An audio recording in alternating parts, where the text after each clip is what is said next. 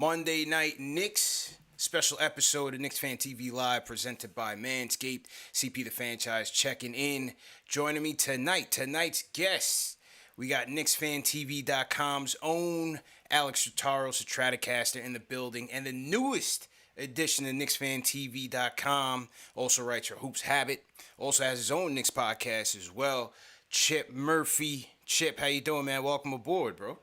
I'm great, CP. Thanks for having me on. Appreciate it. Yeah, man, absolutely. Welcome to the team. And, tonight's episode, we're going to do two things. Number one, we're going to touch on more of the Sexton trade rumors.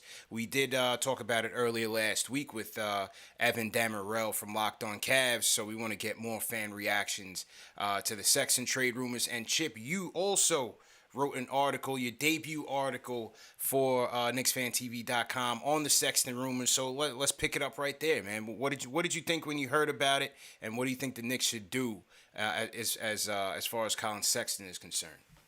Well, when I heard about it, I was actually surprised that he was even available. I didn't think that he would be so readily available because he just averaged 24 points a game. And then I figured when I saw his name linked to the Knicks, I was like, I don't know about this, because I figured, they'd ask for like Quickley or Mitch.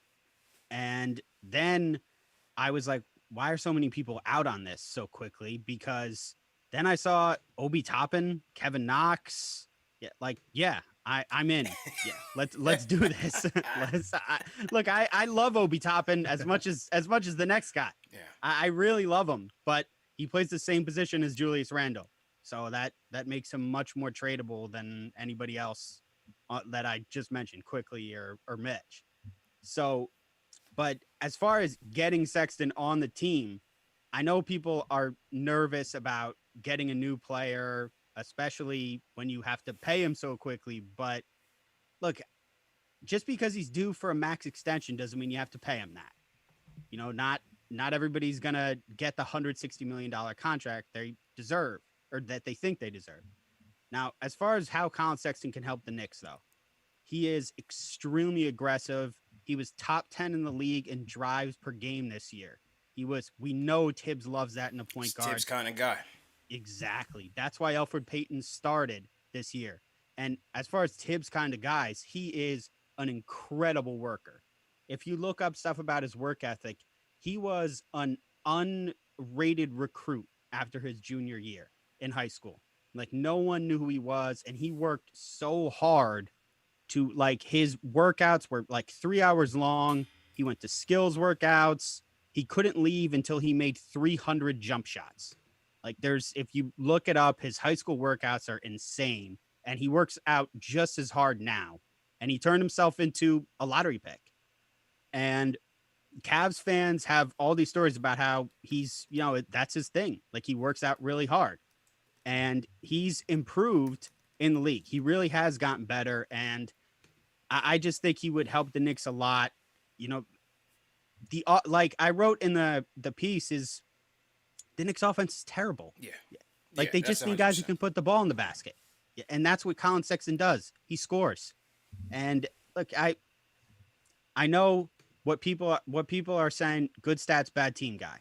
Yeah, I get that that's the knock on him right now. But he averaged 24 points a game, 47% shooting. Yeah, it was a small 3-point clip, but he shot 40% on catch and shoot threes every one of his 3 years in the league. So he's proven he can shoot the ball off the catch. There's a big enough sample size. The one thing I will say he hasn't proven yet is that he can shoot off the three off the dribble. He still needs to show that. But he's proven he can shoot the three off the catch. He's proven he's a really legit mid-range shooter, especially pull-up mid-range. That would give the Knicks, him and RJ, two legit mid-range options there, and Julius obviously too. But yeah, I think he's really came into his own this year as a passer. Not came into his own, but he improved this year as a passer, and I think he can get better. And obviously, the one that sticks out is the defense. Yeah. And I wrote this, if you make this trade, you're betting big on Tibbs and this coaching staff and Johnny Bryant that they can get the most out of Collin Sexton. And maybe the most important part of all of this, he's 22. There's a lot of guys in this draft who are older than him. Like there's still plenty of time for him to get better. Like there's just so much potential there. I feel like you can get a lot out of him, especially a guy like who has the reputation of Johnny Bryant and the empty stats players. We used to say things like that about Devin Booker. You know, we used to say things like that about Julius Randle. We said it about Julius. We said it about Julius. Julius Randle, last year we were killing his defense. Killing his defense. When he was with New Orleans, people were saying like, "Oh, what does it really matter that he's doing this?" Yeah. You know, he's on the court with Anthony Davis. And I just, you put him, I'd like to see him with better players before we start writing him off. And his metrics are terrible. His metrics are absolutely terrible. I get that. But, and somebody on Twitter was pointing out like his box score plus minus for his career. Everyone, look it up. Everyone on the Cavs for the last 3 years has had atrocious box score plus minus. They've been the worst team in the league the last 3 years. So don't let that sway you on him, okay? Just don't let that sway you on him. Yo, Al, man, Chip's debut on KnicksFanTV. He's dropping nothing but bars right now, nothing but facts. Yo, man, he is going off. Yeah, first of all, Chip, you got to be my attorney if I'm ever in trouble, man. You will set me scot-free. I fell in love with this kid, okay? I really like him. You know what it is? You know what it is, fellas? Listen, I'm like it a lot of Knicks fans. It's the PTSD of making terrible trades in our past. You know, blowing big money on guys that are completely average or don't live up to the hype. We got PTSD, man. The last 20 years has shown that. It's hard to come around on these things, but you know, you made a lot of good points, Chip. And what you're saying is, do we bet on Tibbs? And does he deserve the benefit of the doubt? This is the coach of the year. We didn't think Julius was going to come around. He has. We had no clue that this Knicks defense was going to play up to the way that they did this year, being at the top of the league consistently. And he's shown that. And as you said, 22 years old, I mean, now that might be a risk we had to take, man. That might be a risk we have to take. 24 points per game. Listen, I see a lot of question marks in his game. You know what I mean? I still think, yes, him being a nice scorer at all three levels for sure. I still feel like, you know, we got to be able to still emphasize ball movement in this lineup. It was too ISO dependent. And I thought that's where this offense definitely got stuck. And also defensively, you know, being a 6'1" combo guard, you know, how does he, you know, hold it down defensively against, obviously, all the dogs of the league are mainly on the perimeter. You know, does Tibbs find ways to protect him? Is RJ going to do some of the dirty work? Will Mitch be there to kind of cover up some of his mistakes if they make that trade? But it might be a risk we have to take, man. I don't know. What's your take, Sal? I would take that risk, honestly, because I think you got to look at what you're trying to. Who are we drafting? If it's that package, Kevin Knox, Obi Toppin, and the 19th pick, well, we already know what Knox is to a certain degree, and this is his last year of his contract. So if you're planning on extending him, which I don't, it doesn't seem like the Knicks may do just based on his performances the last couple of years. So I don't see that happening. Now we're talking about Obi Toppin. Sure, there's untapped potential, but who's in the same position that he's playing? Julius Randle. So unless you think that he's going to get 15 to 20 minutes every single night and Julius Randle's, you know, still going to get his same amount of time that he earned this past season. We know Tibbs likes to play his best guys the most minutes. So unless you're thinking Tibbs can play some small ball five with either Randle or Toppin, you know, that's a gamble you're trying to take. And then on top of that, what do you expect from the 19th pick this season? Right. You know, are you expecting to get a good role player? Because if that's the case, we don't know what the 19th pick could be. You know, and we can't use past drafting. It's a different front office. We got Walt Perrin. You know, we got a bunch of different guys in the office now who, as we've seen from Immanuel Quickley, hit a home run with him. Obi Toppin, he showed late into the season, especially when the playoffs came. But gambling on the 19th pick to be just a role player is what you're really hoping for, right? That's the bar. It's just that hopefully a pick can just be a useful role player. If you get someone who's transcendent, that you hit, that's a home run hit. You know, finding like a Giannis, finding someone like a Klay Thompson, finding Steph Curry later in the round. So any one of those guys, that's a home run hit. That's very far and few between. So if you can get a good role player like Cam Johnson, like Mikal Bridges, if that's what you want, okay. But Collin Sexton, 24 points per game when this team, when we were in the playoffs, we didn't have anyone on the perimeter who was a scoring threat. Yeah. We had Rose, but he just couldn't hold up. You know what I mean? We had Rose and he just couldn't hold up.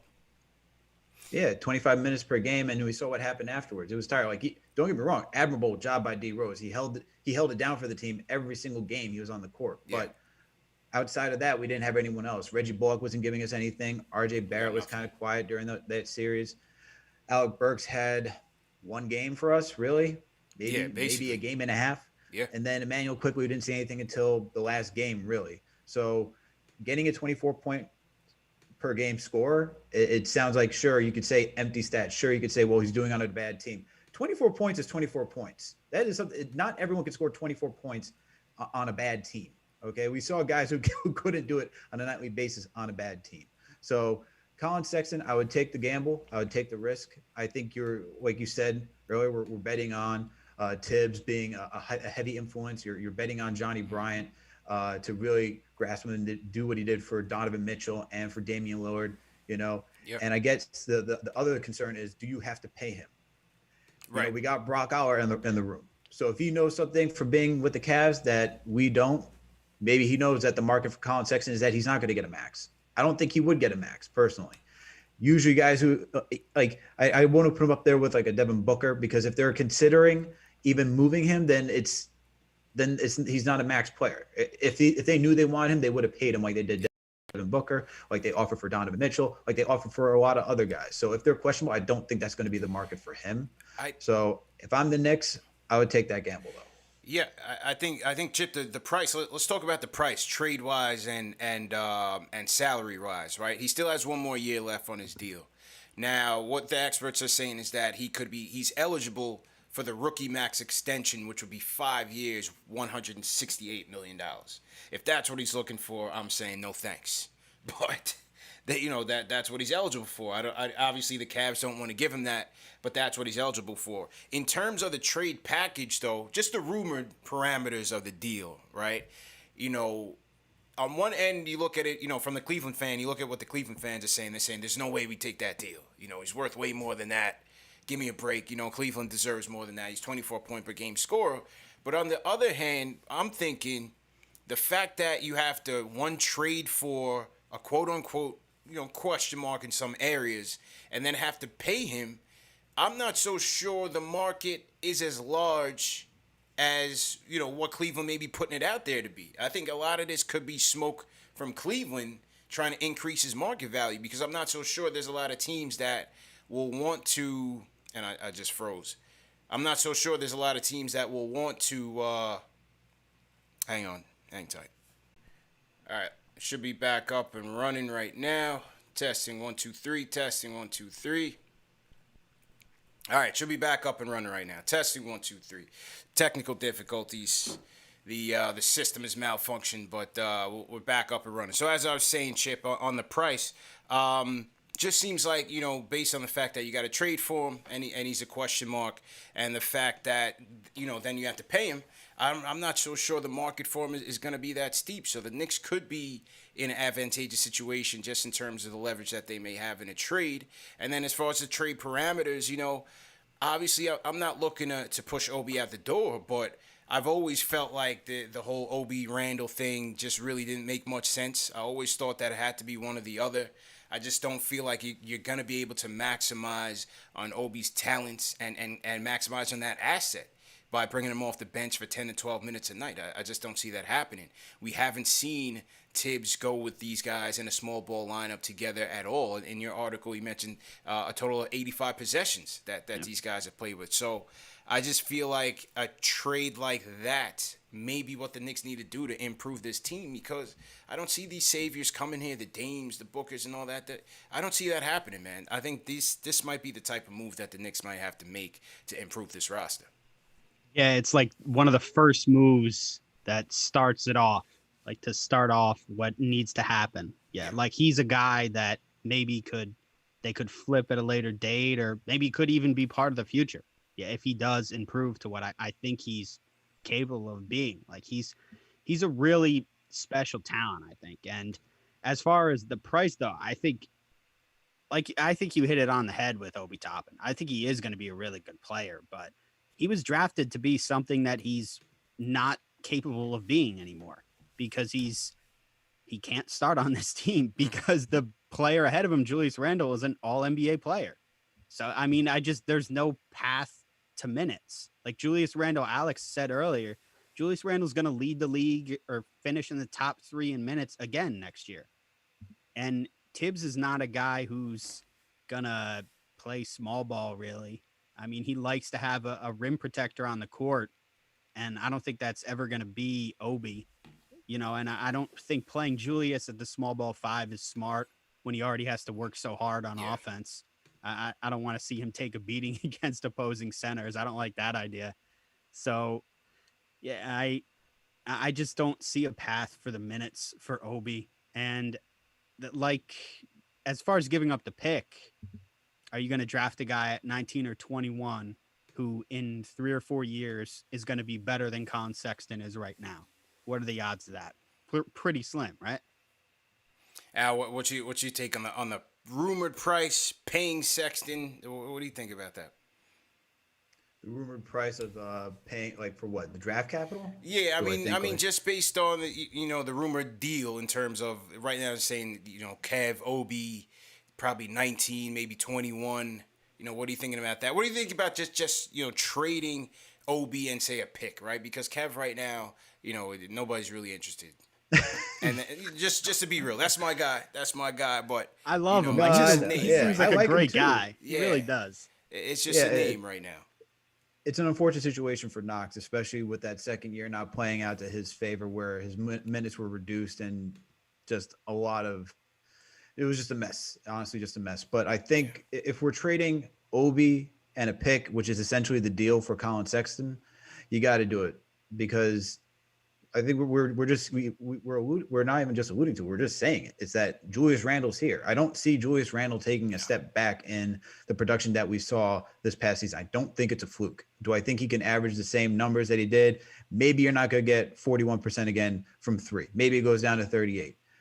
It might drop in some areas. It might increase. Who knows? But it's not going to be so far away where it's just, holy cow, we made a complete mistake on Julius Randle. He is just back to being the way that he was. I do not expect that to happen. And because of that, I think if you want to, if you were going to capitalize on what Obi's potential is, there's still some lore to what Obi could be as a player, what we saw in college. Yeah. So I think moving him now makes most sense if you don't see him getting major minutes on this team or being a true core piece, or getting just anything where he's going to have a substantial role on this team. If he's just destined to be, a 10, 15 minutes guy, then what are we doing here with Obi? Might as well just move and try to capitalize on the value that he has and get a guy who can help the backcourt, because that's where we're lacking right now. RJ doesn't have it in his bag yet. We know he's going to work with Drew Hanlon on off the dribble shooting, but still that's something that's going to be a little bit more of a difficult trade if you're not naturally used to it to work on. So why not get a guy who can do all of that, who's efficient in the mid range, who, sure, he's not, he doesn't shoot high volume from 3, but he can hit the 3 at a good rate. And then he gets you 24 points per game. And if you want to talk about driving to the basket, D Rose and Elfrid Payton, I think it was Elfrid Payton that had 10 points some odd drives to the basket. D Rose is probably up around between 11 or 12. Collin Sexton's close to 17 drives to the basket. If you want a guy that's truly like Tibbs' guy, 17 drives to the basket, just puts constant pressure, who's quick and agile on the rim. I mean, it's there. It's right there. And I think, we saw him improve a little bit on his passing. He's not necessarily the greatest playmaker, but he can get used. He got 4 assists. He definitely knows how to move the ball around, and he could have gotten more. The Cavs aren't necessarily a good team overall, as Chip pointed out. They didn't really shoot well. He's passing the guys who couldn't knock down their shots on a consistent basis. So it could have been a little bit more. Am I saying he's the best playmaker? No, but he's going to find guys because he's just going to draw that much attention. But I understand the concerns. I understand that we don't know if he's going to be the point guard. He's undersized as a combo guard. Who's going to be working next to him to be the true facilitator? These are all other questions, and those are all honest concerns if getting Collin Sexton. But at the same time, I think what Chip said is also right. If you want to be that team that's just moving in the right direction, we can't keep waiting. We can't keep waiting for that free agent to come. And I think that at least we can make one move to go in that right direction. And as you said, the drives are there. He's a Tibbs guy, like Chip said earlier when we started the show. Why do you think he's stuck with Peyton? You know, for damn near the whole year.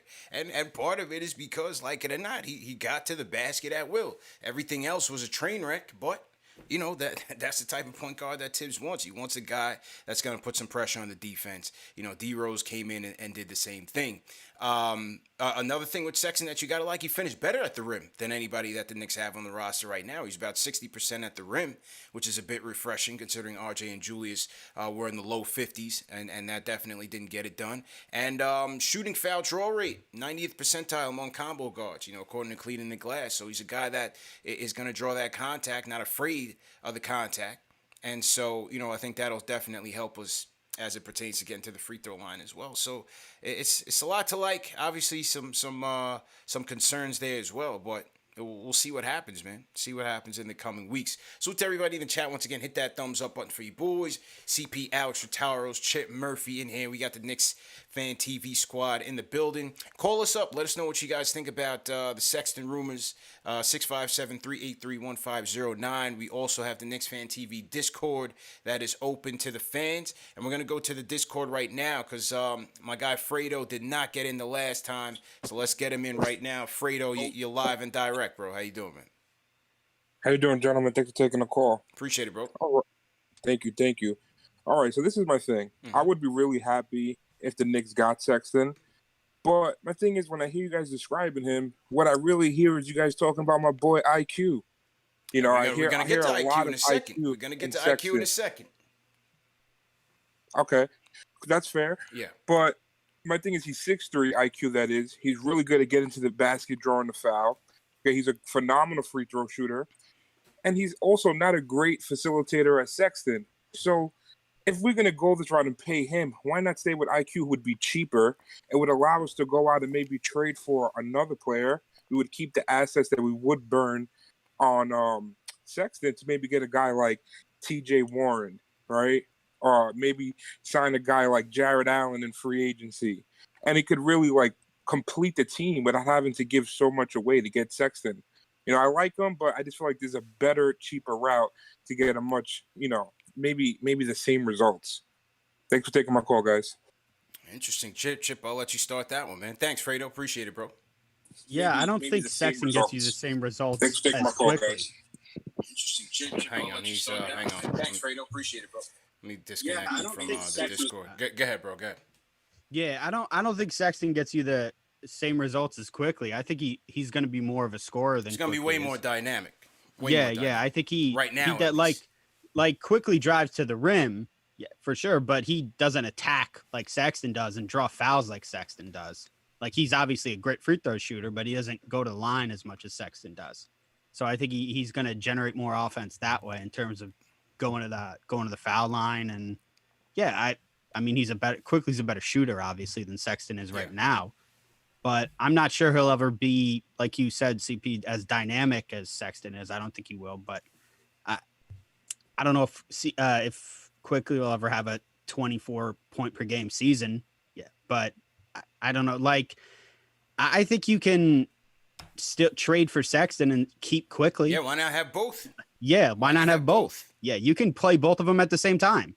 I do think that. So you can play Quickley, Sexton, and RJ, and Randall and Mitch. Like, I really think so. I really think you can have both. I don't see why you can't have one or the other. Let's save it for the IQ player review, but yeah, let's save it for the IQ player review. Salute to everybody in the chat. Once again, hit that thumbs up button for you boys. He did mention TJ Warren. He's a guy I would like as a potential trade target as well, man. Not clear, Alex, what the Pacers are gonna do this offseason with Carlisle in tow. They seem to have a nice little core building with Levert, and I don't know. We'll see if they keep Brogdon. He's another guy I want to keep my eyes out on. Obviously, it seems like they're gonna split up Sabonis and Miles Turner. Miles Turner, another guy I wouldn't mind on this team. So Pacers are definitely a team we could watch for in terms of the trade market for sure. Absolutely, and if it was, I would take Brogdon if Brogdon's available. I like Brogdon's game. I think he's, especially from the cerebral aspect, that's what I really like about Brogdon. I think he's the type of guy that you can bring in here if you wanted to slow the pace. turn it up. He can do all those things, and he's an efficient player. He's not going to be reckless. He can command an offense, and just an easy, steady guy that you can rely on every single night. So I would be happy if we got Brogdon on this team. That'd be a major upgrade from what we've had. Absolutely, man. Let me dial into the switchboard real quick. Salute to everybody in the chat once again. Hit that thumbs up button for you boys. If you guys are new in the chat, leave us a hashtag new, and we'll shout you guys out. Let me just jump in here. Continue. All right. I would say the thing about Quickley. Hang on one second now. 1 second. Just gonna turn your volume down real quick.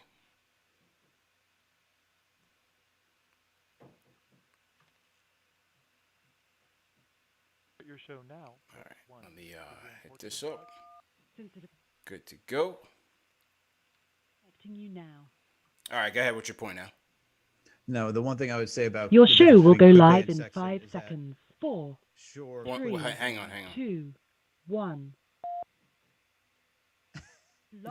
Yeah, just our British assistant here. She's talking over you, Al. Just want to make sure you got the mic. Just want to make sure you have the floor. Go ahead, bro. Go ahead.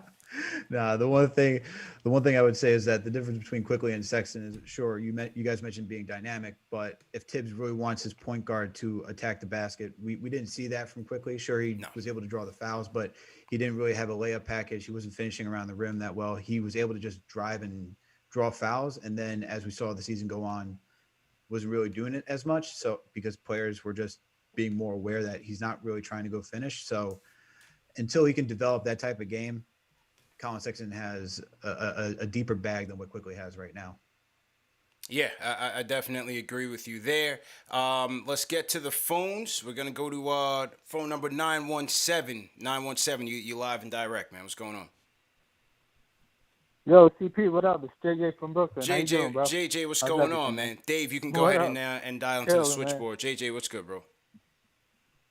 Chilling, man. A few points. First, on the Lillard trade talk, my thing is, I don't think it makes sense for us right now. You're going to have to give up RJ. Everyone's saying, oh, let's get him for pick swaps and Knox and quick. Listen, no, you're going to have to give up RJ. And then what? Then it's like, okay, you're going to have Randall and Lillard. That's not enough. That's not going to win you anything. And then, if like Kawhi was coming, now he's hurt. He's probably out all next year. So I just don't think that the timing is right. We're going to have no future. We're going to have no picks. We're going to have, we're going to have no more young players. I just don't think it makes sense right now if they do trade him. And then on free agency, I know Knicks fans hate hearing this, but I think we got to continue to be patient. This isn't a class to spend long-term cap space. It just isn't. We're going to be stuck in the middle. If we sign, there are guys I like. Yeah, I like Lonzo. I like Powell. I like Gary Trent. But those guys, they probably won't even help us be the 4th seed again next year.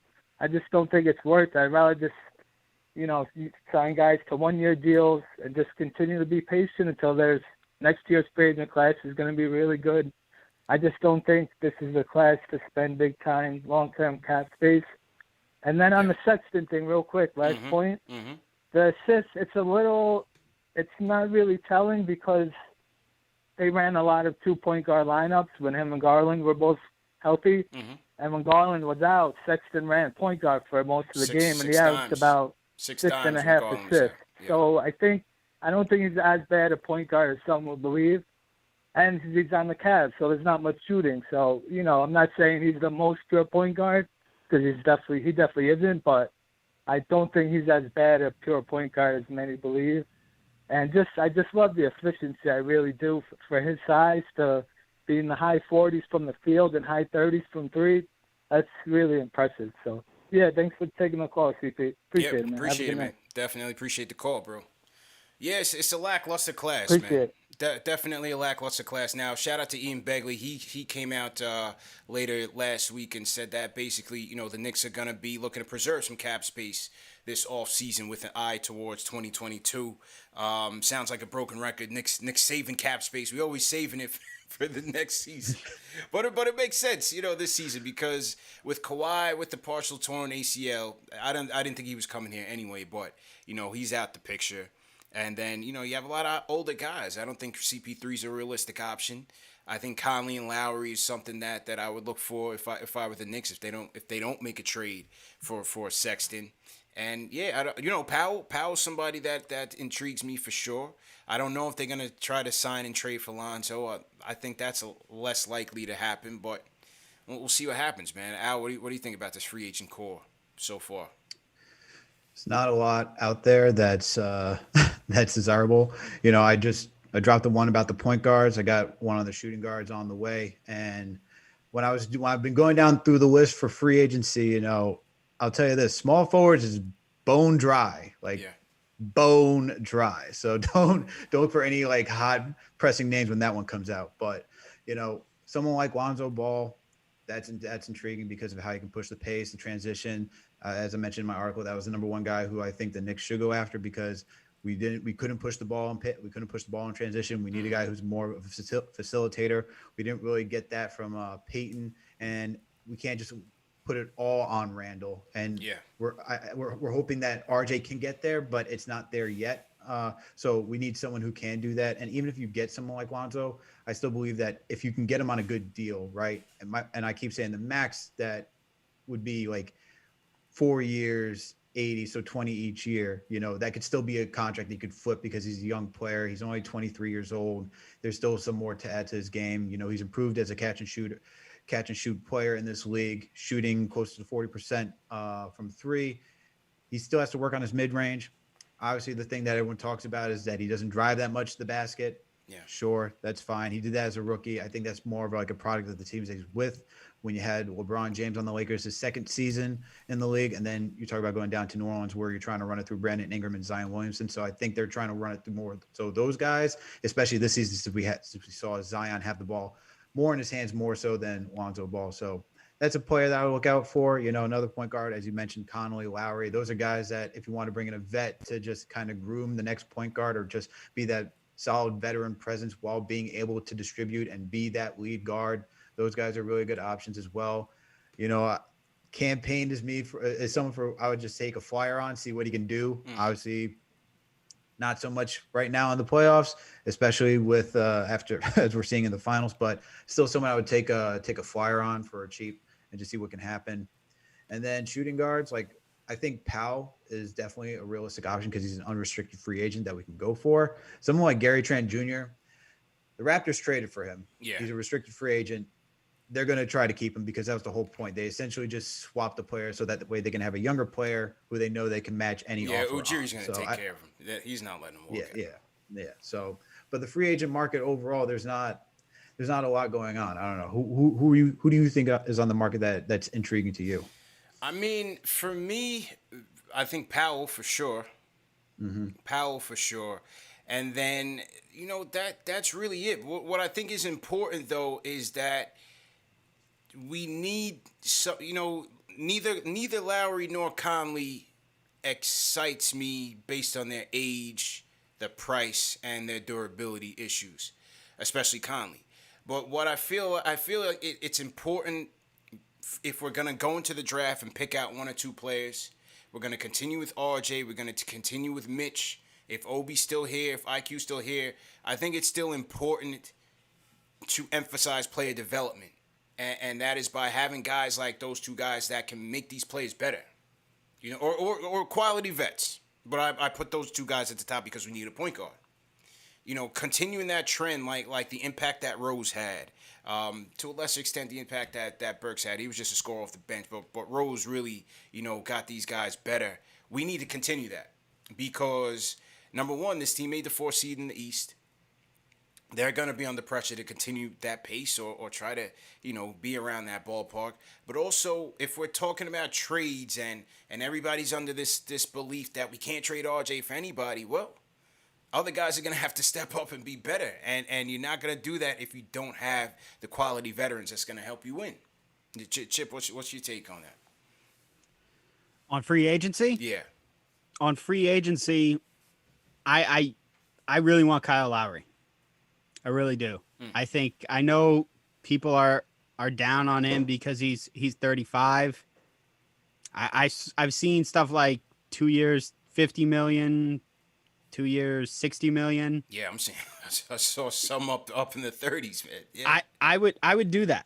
I would do that just to get Kyle Lowry in the building. I would. I know it's not a contract everybody would do. I think Kyle Lowry is that good. I think he'd be that big for the franchise just to get him in there and play well and win and help us win. I think with Kyle Lowry on the team, it's just such an improvement. I really do think that. And I think he'd be that important for us. I love Lowry.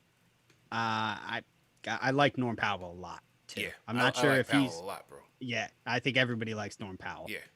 I'm not sure how realistic it is to get him for a great price. I think he's going to go for huge money, too much.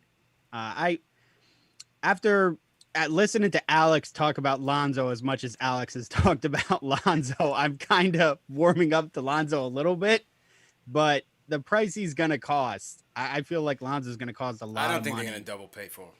I don't see. The Pelicans are not going to pay for him. I will see.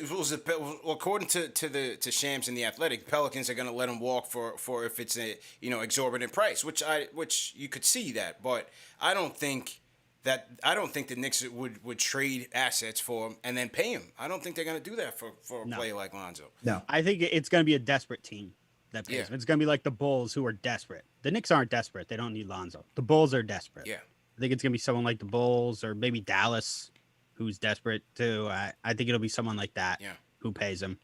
So I'm not out on Lonzo like some people are. I wouldn't pay him huge money. No, I think he could help. I think there's several areas where Lonzo can help this team. I've said it on every show we talk about Lonzo. I think he could help. I just don't think that they'll pay the price. Nah. I just don't think that they'll pay the price.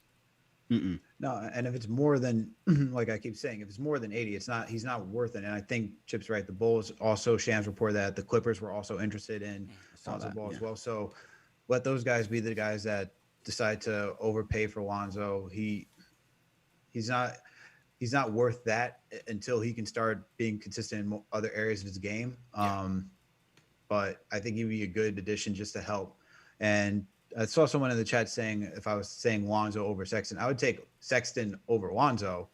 Yeah, because of the scoring, and just I think he can do a little bit more than I know he can do more than what Lonzo does. But if we're talking about through a free agency standpoint, Lonzo's at the top of that point guard list. How do you guys feel about DeMar DeRozan though as a free agent? No, I'm out. I'm the same as way. I'm not big on DeRozan. Hard pass. Yeah. He'd have to have the ball in his hands a lot to be as effective as he needs to be, like all the time, and I don't want that. So and that takes away from Randall's effectiveness. So I wouldn't go after DeRozan. I definitely would not. So to everybody in the chat, once again, hit that thumbs up button for your squad. CP, Alex, Trataros, Chip Murphy in the building. We got the Knicks Fan TV All-Star panel tonight. What do you guys think, man? Sexton, leave us your Sexton comments. What do you guys think about free agency? Call us up, 657-383-1509. Remember, tonight's show, as usual, all Knicks Fan TV live shows are presented by Manscaped. Fellas, it is summertime. It's hot out here, especially in New York, man. It's been hot out here. Make sure you turn on the AC downstairs, and that is with the Lawnmower 4.0, the #1 men's grooming tool below the waist. This is the new Lawnmower 4.0, fellas, with the matte black design. It's literally the Ferrari of ball trimmers. You got the LED light. It's a spotlight now, so you can do it in the dark, whatever you guys are into. Waterproof. You get nice extended battery life. You can plug it in on the charger. You could also charge it wirelessly as well. So it definitely gives you some versatility there. And for tonight's show, as usual, you guys are going to get 20% off plus free shipping by going to manscaped.com. Enter promo code Knicks at checkout. That's manscaped.com. Enter promo code Knicks at checkout for 20% off plus free shipping. All right, so let's go to the phones. Let's hear what the people got to say. Phone line. The phone lines are lighting up. We got over 1,000 people in the chat right now. Let's get those likes up. We got to get to 1,000 likes before this show's over. So everybody hit that thumbs up button for us because the chat is getting heavy right now. We got a lot of Knicks fans that want to get their reactions in. Shout out to Will Note, sends a super chat. He says, no geriatric point guards. So I think he was going at you a little bit, Chip. You wanted Lowry there. He says, no geriatric point guards. Will Notes is all the way out. My goodness. Geriatric, he's 35. He's not 40. Jeez. No geriatric point guards. All right, let's get to the phones. Hear what the people want to say. Let's go to Joe from Ohio. I think he has a lot to say about the Sexton stuff. Joe, what's going on? Yeah, what's good, CP? How you doing, bro? What's good, Alex and the boys? I ain't chopping up with you in a minute, man. Yeah, long Show time. you some love first and foremost, always.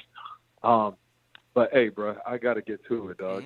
Gotta get to it. And I know you're gonna hate me, bro. Yep. I don't want you to hate me too long because I want to Sorry. call in on a regular basis. Dog, I'm completely out, like your boy said, with the geriatric point guards, dog. I'm done with the Lowrys. I'm cool on the Conleys because I feel like what they could give you, right, in regards to being a good veteran, all that stuff, you can sign a dude maybe like a Jeff T. Oh man, he's speechless. Joe, you still there? Wait, did he say no geriatric point guards and then he said suggest Jeff T? And he said Sexton is due for a rookie extension after this season, and I'm not comfortable paying him over $100 million, which he's gonna want. And sidebar, he's putting up 24 points on the Cleveland Cavaliers. I mean, RJ could average 30 on that team. But anywho, Bradley Beal and Levine are gonna be free agents next summer. So I believe by signing Lonzo to like a Julius Randle type of contract, where we give him 3 years, $60 million team option, will be more cap friendly and flexible for us. And remember, RJ, if he goes crazy this year, hopefully he can get a rookie bag, a rookie max. So yeah, I don't trust paying Collin Sexton. He's not.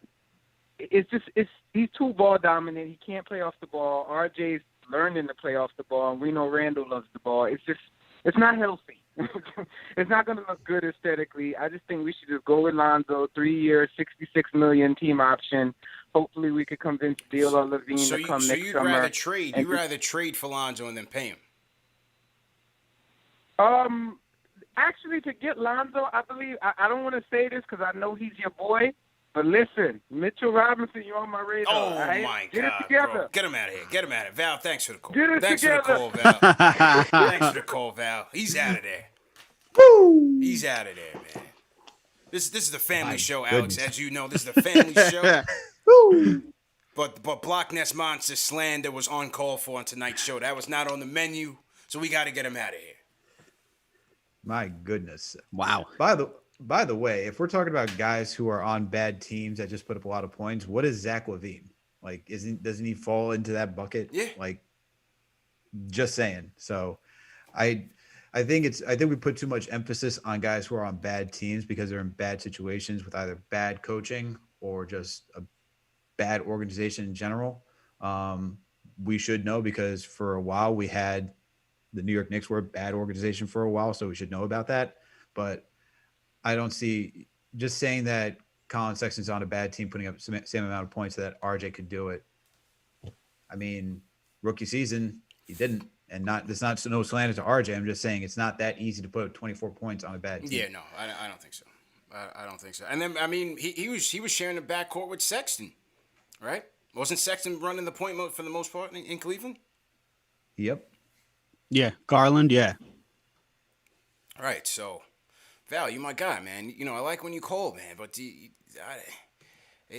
that was 3 strikes, Val. You know what I mean? That was 3 strikes, man. And then you capped it off with saying you put Mitch on the block to bring Lonzo here. Come on, My Val. goodness. Come on. Yeah. Man. I mean, I wouldn't give Sexton $100+ million either, right off. But I mean, you also can't get Lonzo for $66 million. I don't think. Yeah. I don't think so. Not a chance. No. I don't think chance. so, man. So to everybody in the chat, once again, hit that thumbs up button for you boys. All right, back to the phones we go. Let's go to DJ from Shaolin. DJ, what's going on? What's up, y'all? Run it up. CP, Yes, sir. man, you got too What's much going info. Alex, what up, man? How you been? But CP, you got too much info, man. The Feds is trying to do a sweep. I know, Every man. time I tune in. Yeah, man. Listen, I think whenever you're not home, I think Mr. Dolan bugged your computer, bro. It's not a good look no more, bro. I wouldn't be surprised. You know too much info. You on the lines with Jonathan. You with Bagley. You too well in, bro. You already know, bro. On this, yeah, man. But I just came back from the gym and I saw y'all. I got the notification. Listen, this is how I felt because I had to wait a week for me to have my true feelings because I'm invested in Obi. If y'all know me, I'm exactly who I wanted in the draft. Now, with that being said, if I got to give up a backup, which Obi is, let's all keep it real, because not even God knew that Randall was going to be this good. Yeah. And clearly we got to pay Randall. We're not starting over, so this whole trade Randall thing, that's over and done with. We run it with Randall. We build in with RJ and Randall. Mm-hmm. So in my mind, if all it takes, if that proposed trade from last week is accurate, if all it takes is a backup role player, a bench warmer, and a pick that won't even equal to Collin Sexton, then I'm with that. And this is why, and this is before y'all all black on me, because I've been the Lonzo bandwagon supporters. But you could trade for Sexton this year, and we could do the same thing Brooklyn did when they wanted to get KD. They didn't have enough money to get KD and Kyrie. They signed and trade, and just because D'Lo wasn't a part of the Brooklyn organization, remember, he got traded for Kuzma. They shipped him off and said, don't worry about it. That's not our problem. As long as we got a star, that's not a problem. So why can't we, once, Dame officially says halfway through the season, I want out. Well, in December, why can't we do that with a sign and trade? I'd much rather give up Sexton in a trade to get Dame than RJ, because there's no way they could demand both. They can't demand both and picks. That's outrageous. And even with Sexton here, my man, listen, CP, you know me. I've been on the Will Barton bandwagon all summer. He just opted out, yesterday? So clearly he's testing his waters. I would love to get him off the bench. So you could still get Sexton and not have to pay him right now.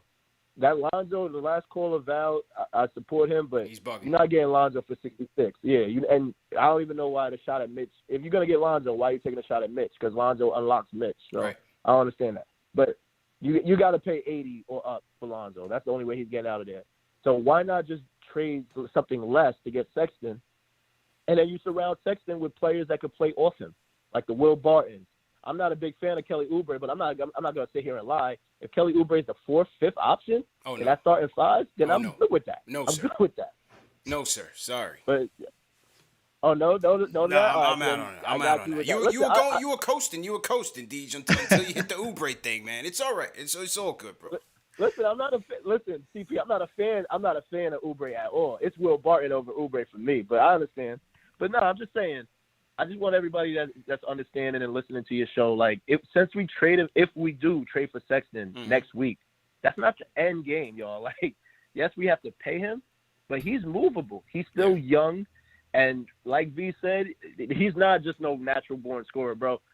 He played with some really bad teammates, some really bad coaching in Cleveland. So if y'all ever get the chance, because now they playing the whole seasons over and over again now on TV, watch those games. A lot of those teammates that didn't like him having the ball, calling him a ball hog, they wasn't any good. So if Tibbs can make diamonds out of Randall and make RJ go from year 1 RJ to year 2, maybe he deserves the benefit of the doubt. Maybe he deserves the benefit of the doubt, bro. My fault for this whole. I'm out, CP. I'm wasting enough of your time. No, you good, bro. Wanted to about that. You're good, man. Appreciate the call, man.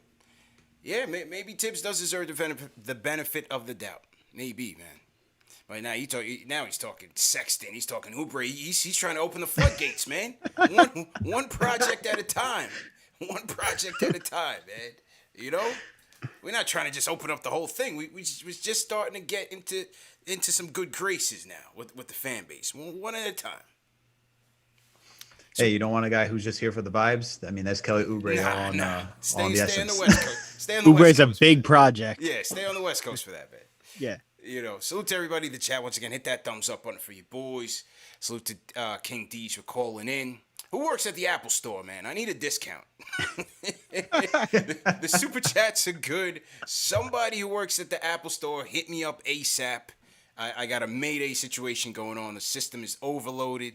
I don't know how much longer we're going to last on tonight's show, but we're hanging in there tough. CP in here, Alex Trataros, Chip Murphy in here, KnicksFanTV.com crew.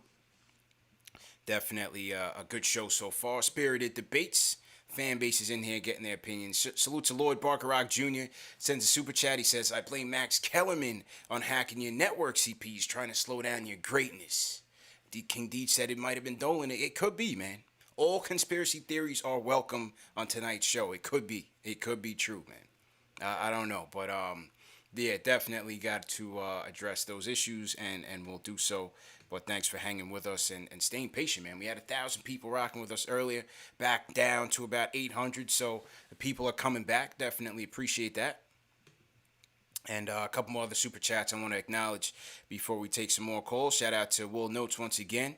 NY Sports Guy sent a super chat. He says that the same people that say Lowry and Conley are too old are the same people that said no to CP3 2 years ago are in awe of him right now. All right. It's a fair point. Shout out to Tingus Pingus. Nice name. He says the Discord link doesn't work. TM, check out the Discord link because they're saying that the Discord link isn't working. So let's get that fixed. He says, why not draft Trey Murphy III and package picks 32 and 58 for young talent, veteran help, or picks down the line. Well, I don't think 58 is going to get you anything, but maybe 32 because 32 is right there at the beginning of the second round. It's the second pick of the second round, so maybe some teams will see some value there.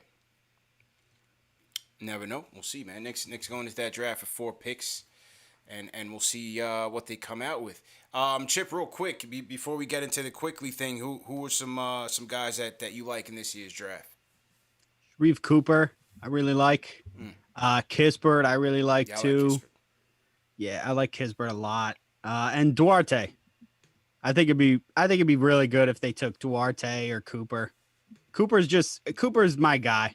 He's just the most fun to watch, and he's just the most interesting prospect. And I mean, I haven't looked too much into all the other guys, but of the guys that I've looked at, like Duarte, Cooper, Kispert, guys like that, and you read about Cooper, and it feels like he'd be a great fit here.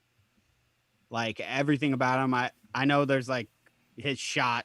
There's a problem with there, so he couldn't slide in and I guess be a huge contributor right away.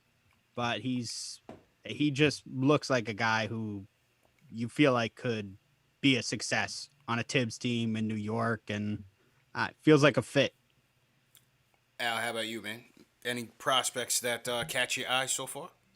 Trey Murphy is definitely up there. I like Trey Mann as well. Sharif Cooper, Usman Garaba, who just watched on Spain last night. For Spain last night, who's represented, full disclosure, by Leon Rose's son. So playing for Spain. It's in the cards. It's in the cards, man. But Trey Murphy is definitely my guy. I think a good 3-and-D player, plays gritty on defense. Someone who can probably develop into like a Cam Johnson type of role stretch four-ish type player. I like him from Virginia. So that's someone I'd hope the Knicks could get around the 1921 area. Yeah. I like his game a lot. I like Trey Murphy a lot too, man. I definitely like Trey Murphy. I think I said Trey Mann earlier. Terrence Mann, right? It's Terrence Mann, right? I get it. It's Trey Mann. I get him and the guy from the Clippers. I confuse those names every time, every show I say those two names. The kid from Florida, Trey Mann. Yeah, I like his game a lot. Cooper's definitely intriguing. The shooting issues and the defense at that height is a bit of a concern. But at 19. If he's there and you can get a playmaking dynamo like that, with the playmaking potential that he has, I think the Knicks should take it. I don't see why not. Because at 21, you can always go get whoever's left over of the wing shooters. And there's a lot. This is definitely a wing-heavy draft as well. So I think they'll be in good shape. If they can move up, I'd love to see them get Kispert. I'd love to see them pull a Moody out of the bag. Worldwide West is in the back room making phone calls and somehow can parlay some of those picks into Moody. I think that would be incredible. But they got a lot of options, man. They got a lot of options. Hopefully, I don't think they'll come out of it with 4 picks. I think maybe 2. But I think 2. I think two max, just because the way we saw last season, we see Tibbs doesn't play a lot of rookies. I mean, we saw Quickley and Obi play, but they didn't even get that many minutes. And I think Tibbs wants to go more veteran presence and have his young guys just wearing the ropes before he starts implementing them. So I don't see 4 guys getting a bench spot. Question for you though, on both of you, what do you guys think about James Bouknight? Do you think that's in the cards for the next? I was just gonna ask you guys about him. I love him. Yeah, I think he's great. I would would love love if to they see him get traded him. up. I think it would be great if they took him. Yeah, I would love to see him get him. But a lot of the mocks, Yeah. I see a lot of them, sending him to Golden State with either 7. You've seen a lot of high lottery picks for Book Knight, but he's another guy I'd love to see, man. Another scoring threat I'd love to see on this team, no doubt about it. Local kid as well. Grew up in the area, went to UConn, so Book Knight is also a guy that I got my eyes on, man. What do you guys think in the chat? Who are some of give me your top 3 draft prospects that you wouldn't mind seeing in the orange and blue uniform next year. We're coming up on the draft, 10 days away from the draft. Alex and Chip will be joining me for the live stream. We'll be live for the whole NBA draft. We got prizes and giveaways going on as well, so you know the vibes already, man. We'll have a great lineup of guests coming through. CK2K will be here. My guy JD Sports Talk has signed up to be on the panel, and my guy Chris LeBron, Off Ball Network. So we'll have the 6 of us on the panel just rapping about the draft, man. So make sure you guys are keeping it locked to Knicks Fan TV on YouTube. And let's get to this quickly stuff. Since we are on the draft, last year with the 25th pick, the Knicks were able to draft Immanuel Quickley, man, out of Kentucky. The Kentucky stable got larger with Immanuel Quickley in tow. We all remember the D+ rating that CBS Sports Network gave him, and then turned that into a meme all year after we roasted him. But nevertheless, man, after a surprising season by all Knicks, Quickley was certainly part of that spark. A spark off the bench, 11.4 points per game, 39% shooting from 3. Al, I'll start with you, man. How did you look at Quickley's season? How did you reflect on Quickley's season?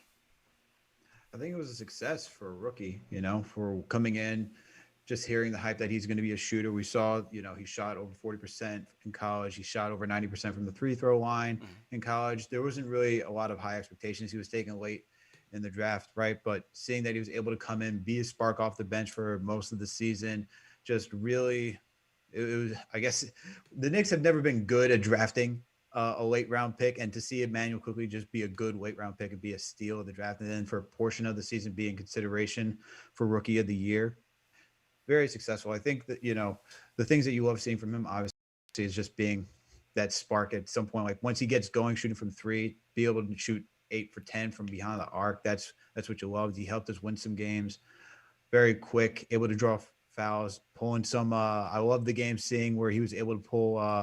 Was it the Trae Young bag on him, just drawing fouls, and Trae Young just complaining. But overall, I think it was a very successful season. There's obviously areas of his game that he needs to improve, being able to drive to the basket, playmaking, taking some mid-range jumpers. He didn't show any of that. That's where he's going to have to expand.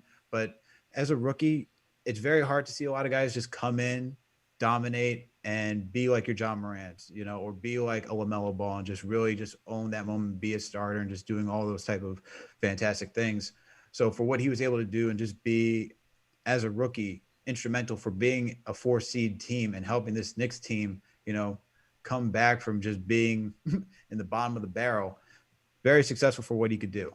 But definitely areas I want to see him work on is playmaking, shooting some, getting his mid-range game going, just being that 3-level threat, because that's really going to take him to the next level, in my opinion. Yeah, Chip, how about you? How'd you evaluate Quickley's season?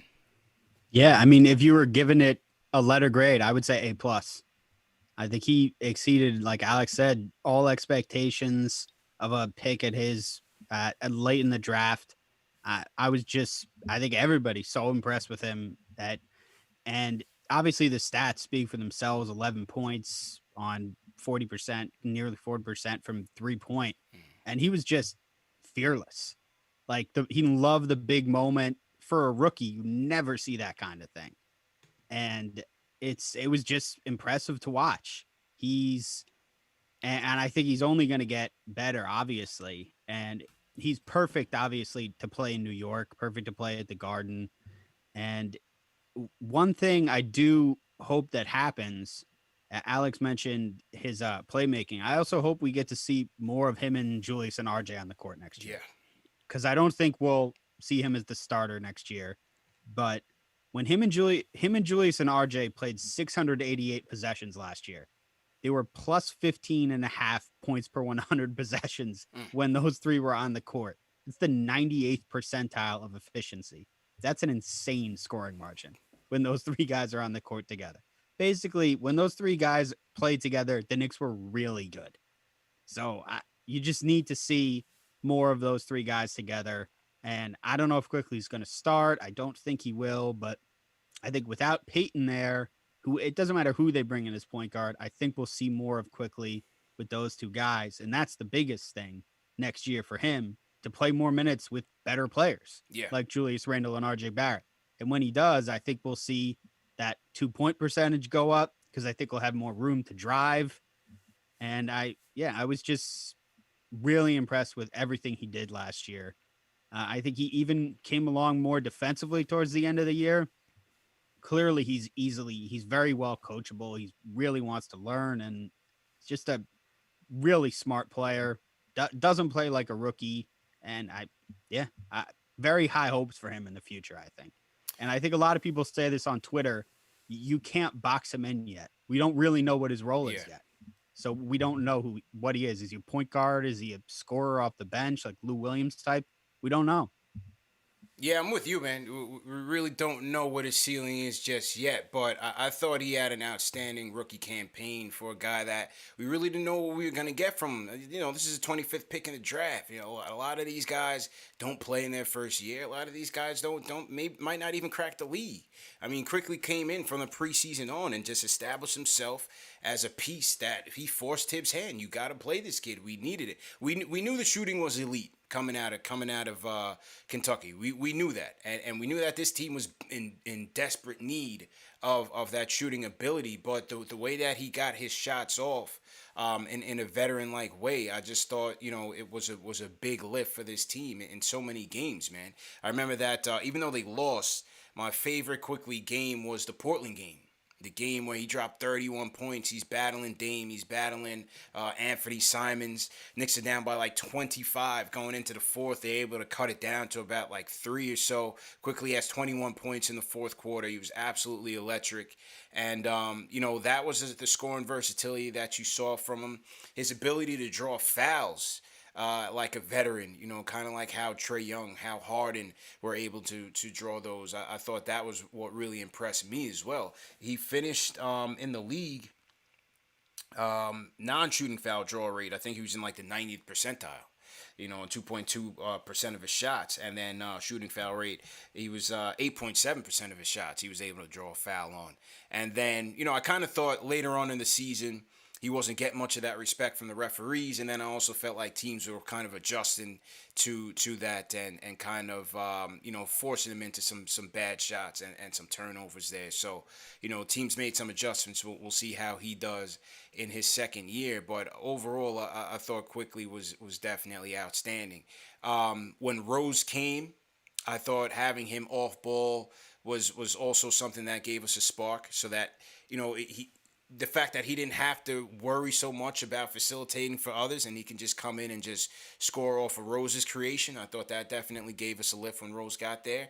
And then when they had, you know, at times when they ran the 3-guard lineup with Rose, Quickly, and Burks, I thought that lineup was definitely dynamic, especially in the second half of the season, and that really fortified our bench. I'm with you, though, Chip. You know, seeing him out there with RJ and Julius will definitely be a plus next year. And we'll see where they go.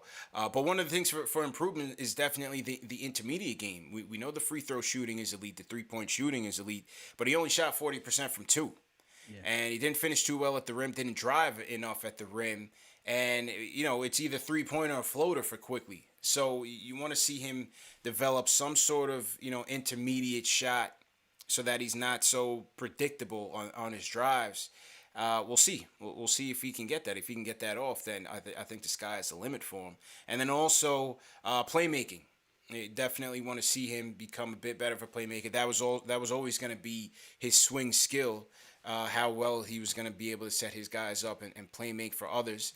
You saw he kind of missed some reads out there over the course of the season and was a bit tunnel vision. So we'll see. We'll see if he's able to you know, improve in those areas. I think he could be a starter.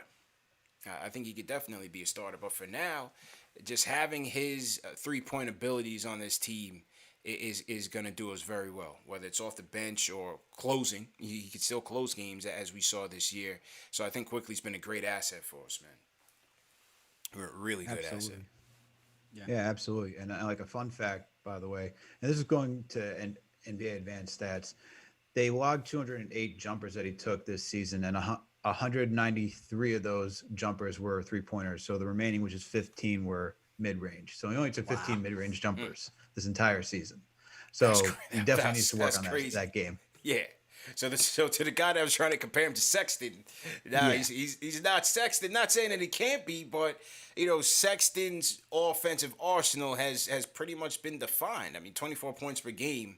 You see it, and you can see it on the court. Quickly's got a ways to go there, but nevertheless, he definitely showed some promise, especially from the three-point stripe. But only 15 mid-range shots total this year. That's kind of crazy.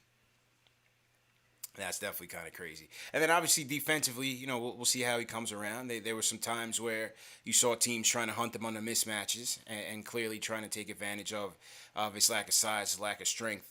And so we'll see how he improves there.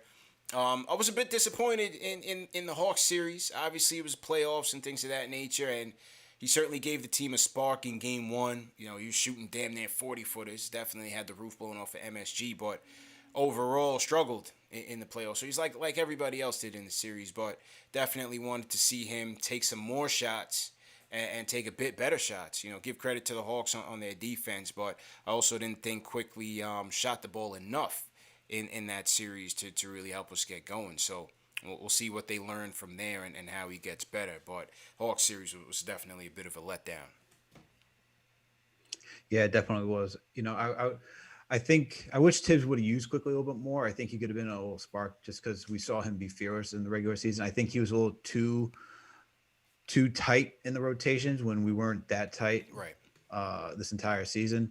And I think that just played against us, but I get the kind of logic he was going for when we go with my veterans, because the young guys maybe aren't ready for the moment. But I still think when you're seeing what's happening where Hawks are coming back in Game 3, Game 4, you need to just, you got to use everything that you have on the bench. You got to throw everyone out there, especially when Quickley can just get going at any second. I wish we could have seen him more, because we saw that last game of the series, he started to go off. And it's just kind of what could have been if you played him a little bit more. Maybe you didn't need to play D Rose as many minutes. Maybe you could have spaced the 4 out for Julius to get more shots with RJ. If you put Quickley out there for a little bit and just set D Rose on the bench just a little bit longer. I just wish we could have seen that. Yeah, I think by the time he decided to bench Peyton, Quickley was kind of already out of rhythm with his minutes. His shot was out of whack by then.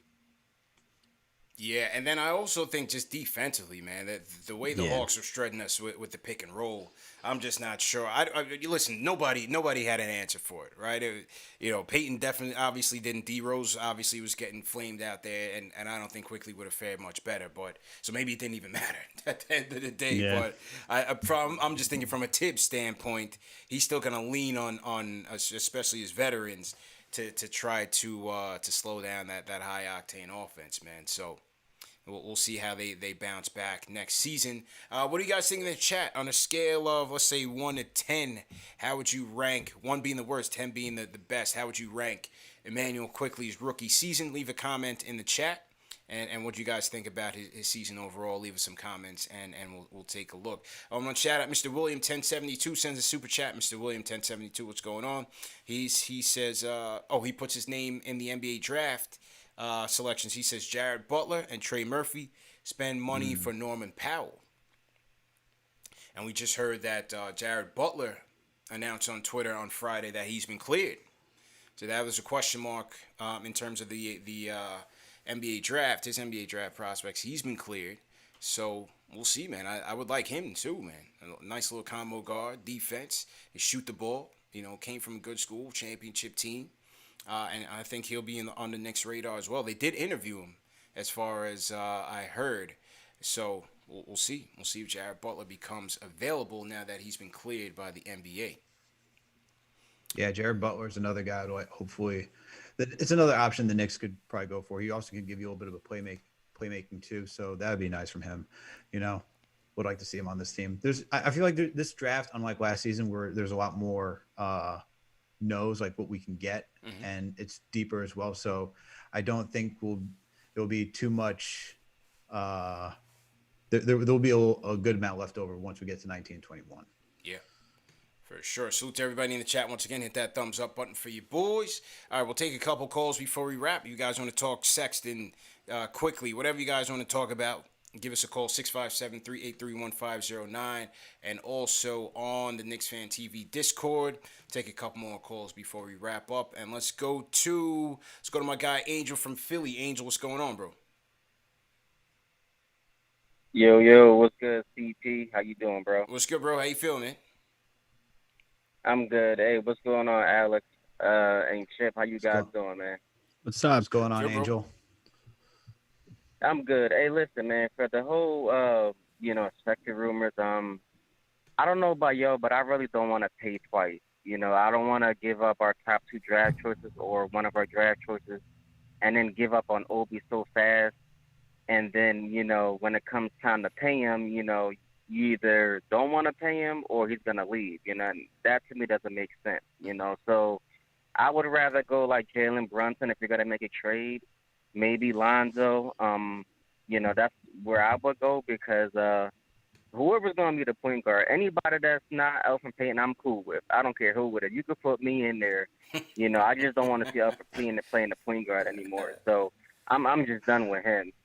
But I just think with, the whole Obi thing, let's just stay patient, man. Like, we got to build our talent, and as far as Coach Tibbs, man, you got to open up them lineups, man. Give him some minutes. I really thought that Obi really stepped his game up in the playoffs.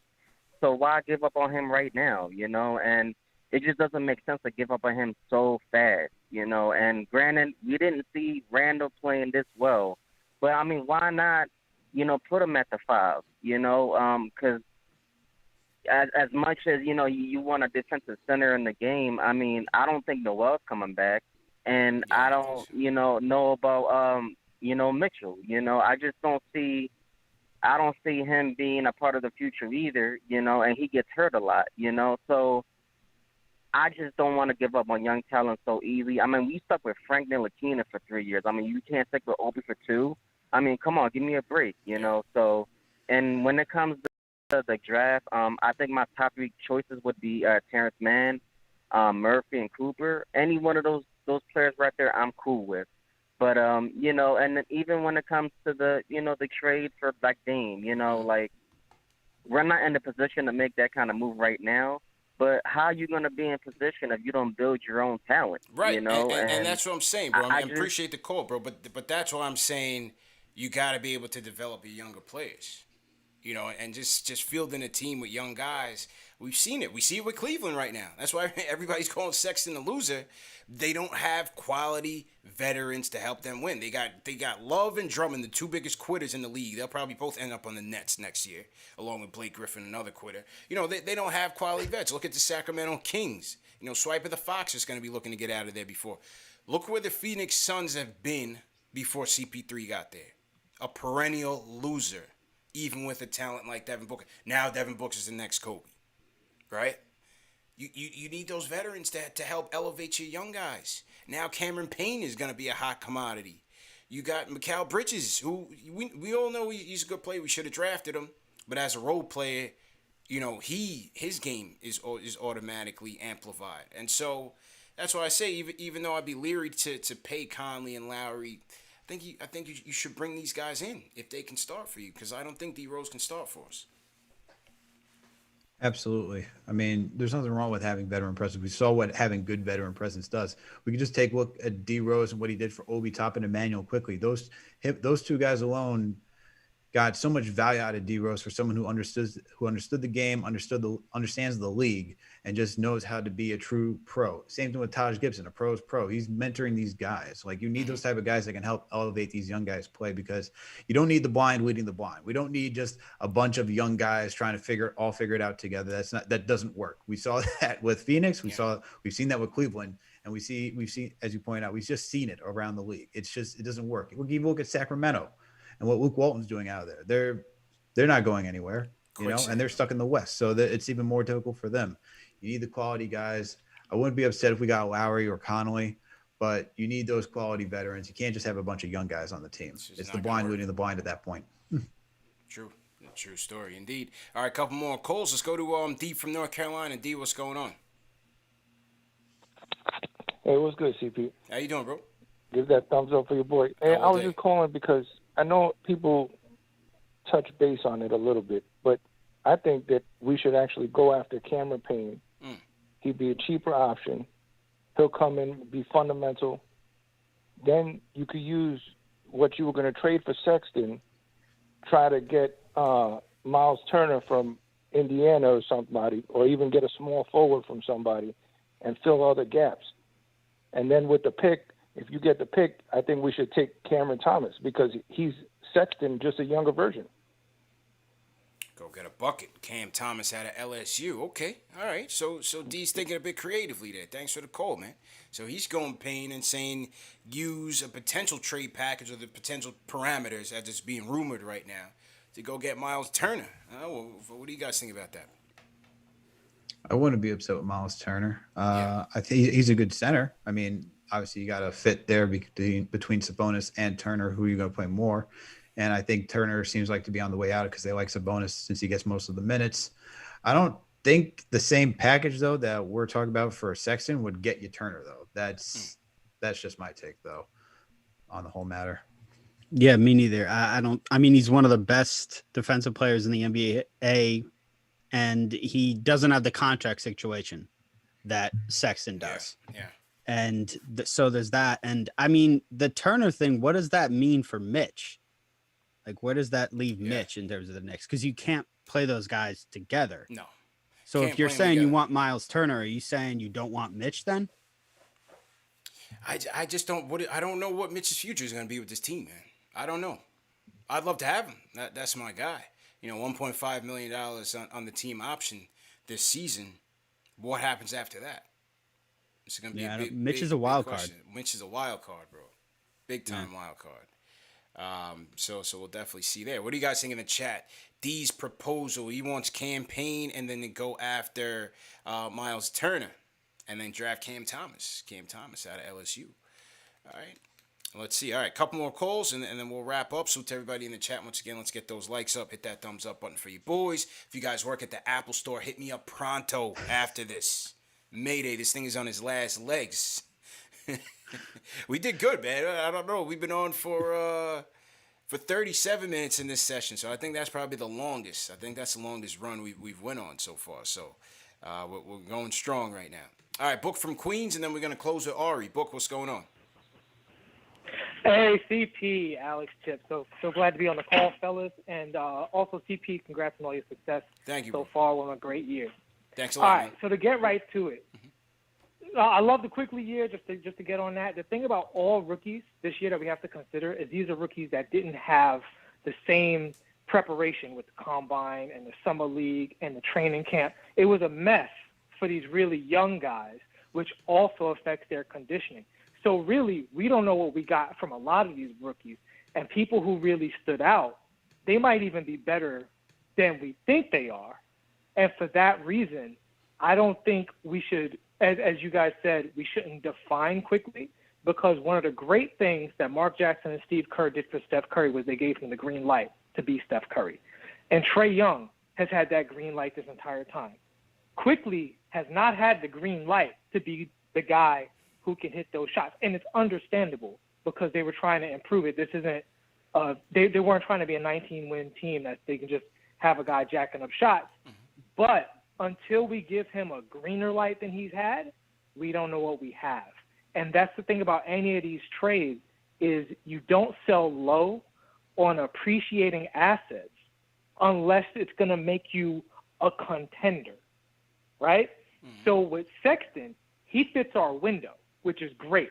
And the thing is, point guard availability upcoming doesn't look great unless we draft somebody and get lucky. Yeah. So at some point, we're probably going to have to trade that position unless specifically Quickley pops. Those are our two choices. Everything else is you're incubating for a Quickley or whoever we draft this year.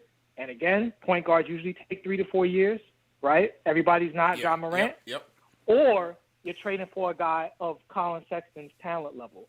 And the thing about both Quickley and Sexton, even though they're different versions of it, we need scorers.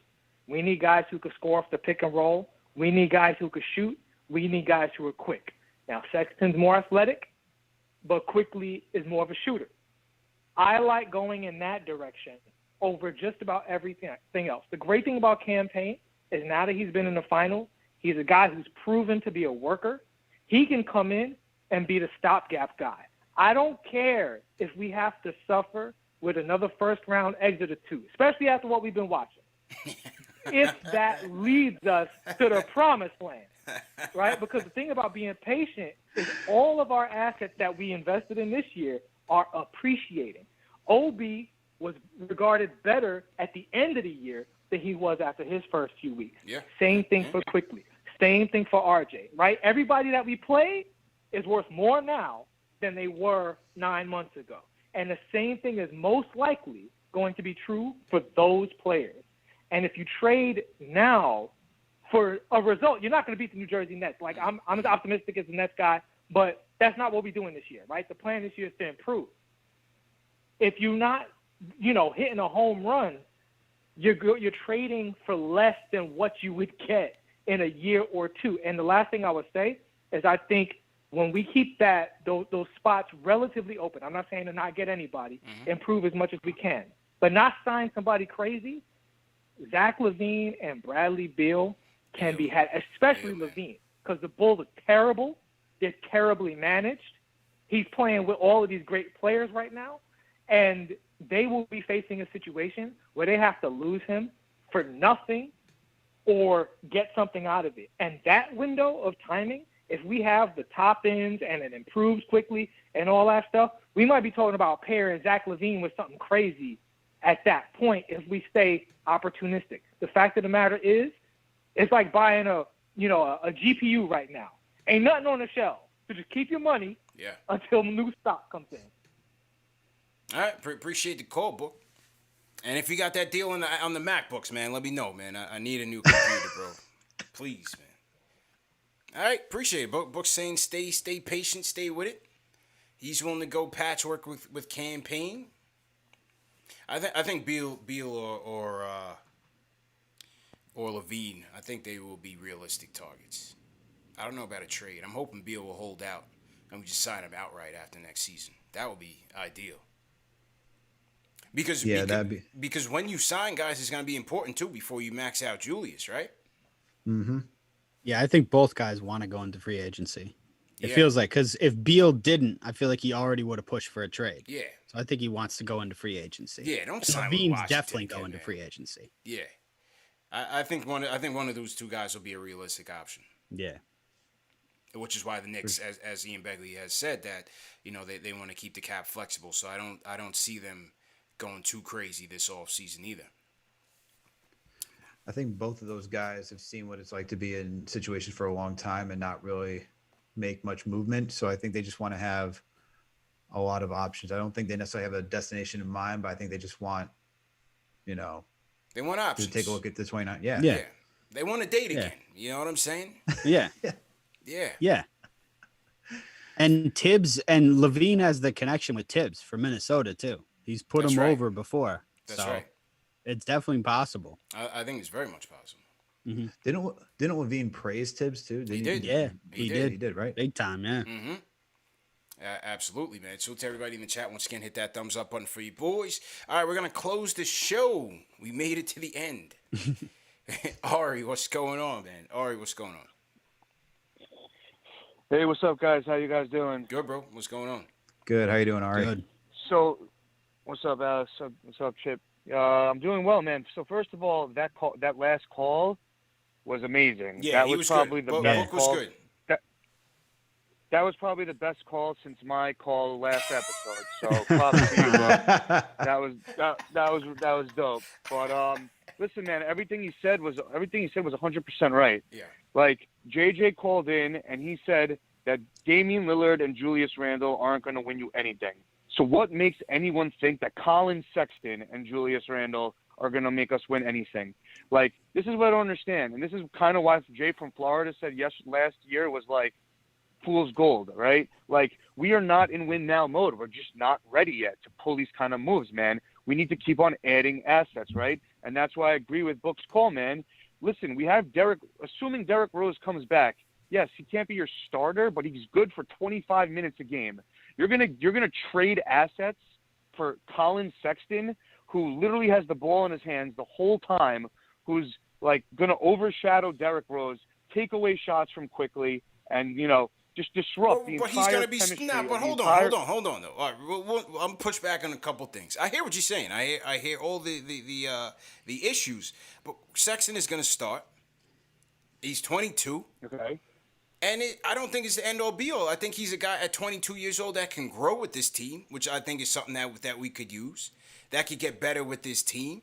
And maybe he's a stepping stone to getting you that next superstar where you don't necessarily, maybe you don't have to give up RJ like most fans don't want to do.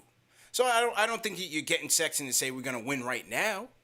But I think he's somebody who, if he's producing at this same level and Tibbs reins him in a little bit, works on his weaknesses, maybe he helps grow with this team and gets better over time.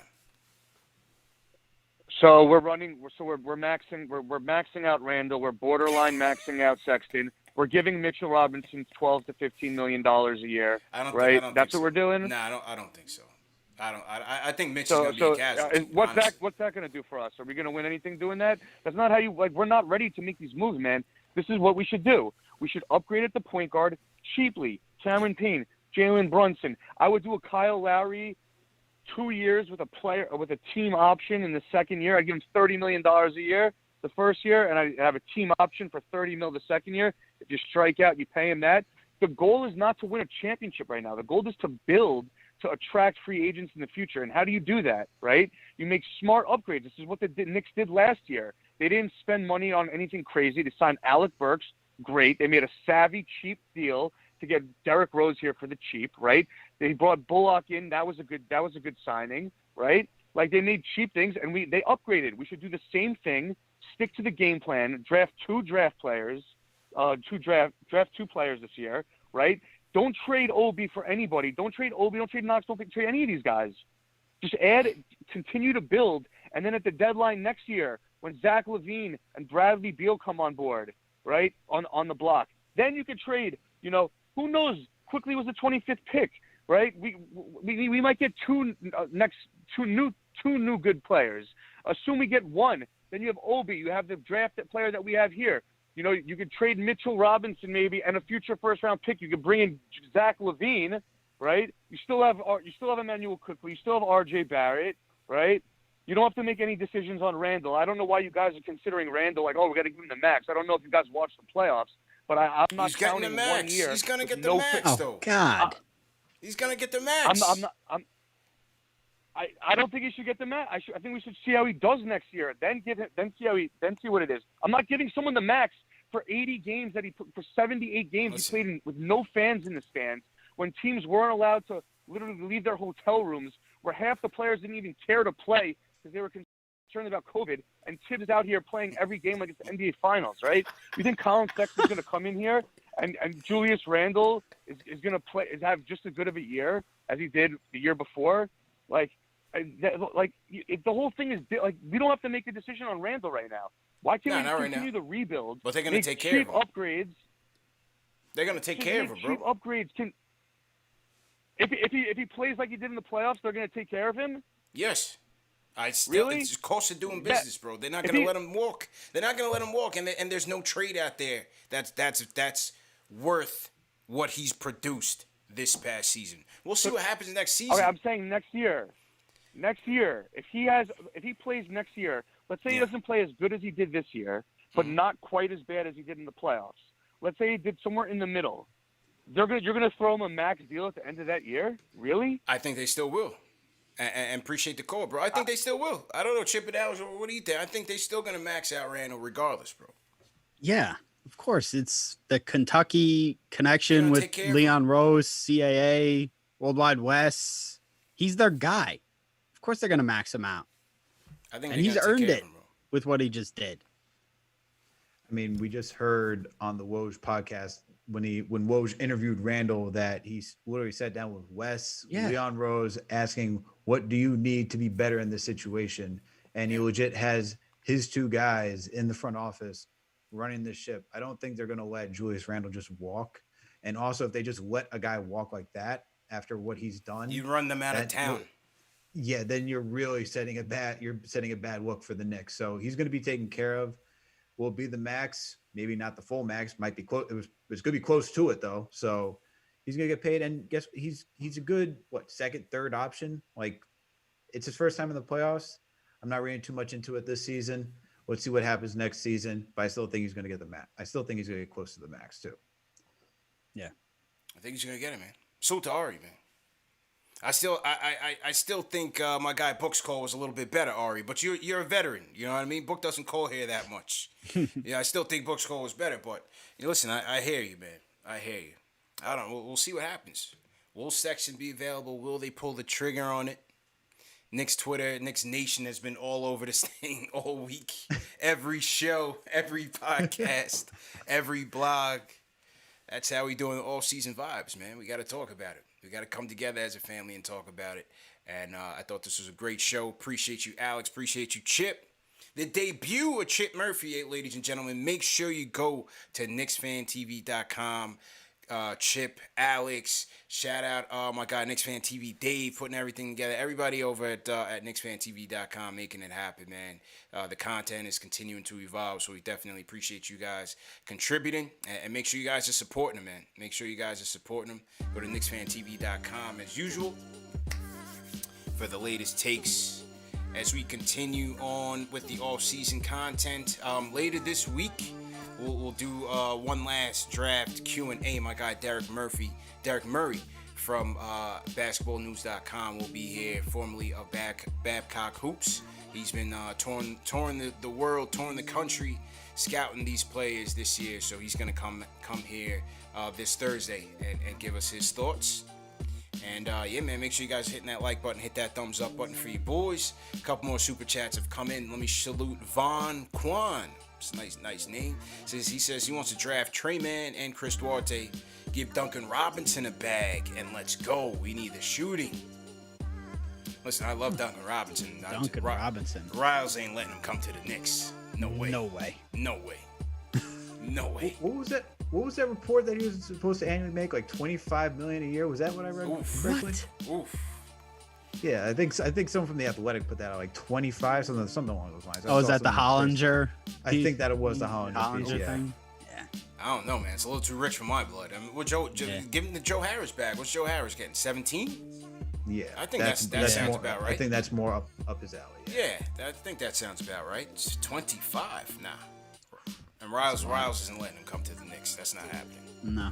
Yeah, man. Mr. William 1072 sends another super chat. He says, "Do you entertain moving Mitch for Miles Turner?" Put me on the spot here, man. Turner is better right now, but is Mitch gonna be better? Is he gonna grow into that guy? Yeah, that's the gamble you're taking. I think it's like we said, he's a wild card. Yeah, we don't know. I think it's very much point guard dependent, at least with Turner. Yeah. You know, he could give you some off-ball splash from three, which I don't think Mitch will ever get. You know what I mean? But listen, he can impact the game in different ways, certainly. You know, I love Mitch's, obviously, the rim protection. His ability to be switchable on the perimeter. You know, give guys a fight. I thought he could have given us a big shot in the playoffs, a big shot in the arm. And hold on, ladies and gentlemen. The closer, J-Boogie. Oh, man, I got to get J-Boogie in here, man. I got to get J-Boogie in here. Especially, Chip, this is your first episode, man. We got to get a J-Boogie call in here.